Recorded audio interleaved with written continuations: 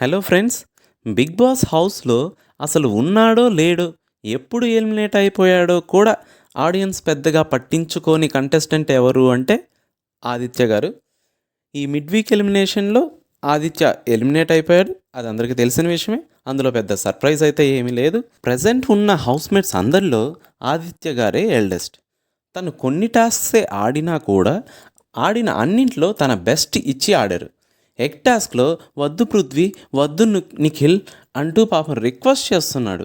తన నేచర్ అంతే ఏమో, కానీ బిగ్ బాస్ హౌస్లోకి వచ్చాక ఇలా సాఫ్ట్గా ప్లీజ్ చేస్తే విన్ అవ్వలేరు. అండ్ ఆల్సో కొన్ని టాస్క్స్లో అయితే తన సైడ్ నుంచి నేను ఆడుతాను అనే ఇనిషియేషన్ కూడా ఎక్కువ కనపడలేదు. ఫర్ ఎగ్జాంపుల్, శక్తి క్లాన్ నుంచి చీఫ్ కంటెండర్ ఎవరు అవుతారు డిస్కస్ చేసుకొని చెప్పండి అని బిగ్ బాస్ చెప్పినప్పుడు చీఫ్ కంటెండర్ నేనవుతా అని యష్మి పృథ్వీ గొడవ పెట్టుకుంటుంటే నిఖిల్ అడిగేంత వరకు కూడా నాకు కూడా చీఫ్ అవ్వాలని ఉంది అని చెప్పలేదు.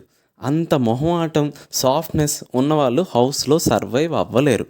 అందుకే ఏమో త్వరగానే ఎలిమినేట్ అయిపోయారు. ఎనీవే, బాయ్ బాయ్ ఆదిత్య గారు. Okay friends, take care. Content నచ్చితే లైక్ చేయండి, సబ్స్క్రైబ్ చేయండి.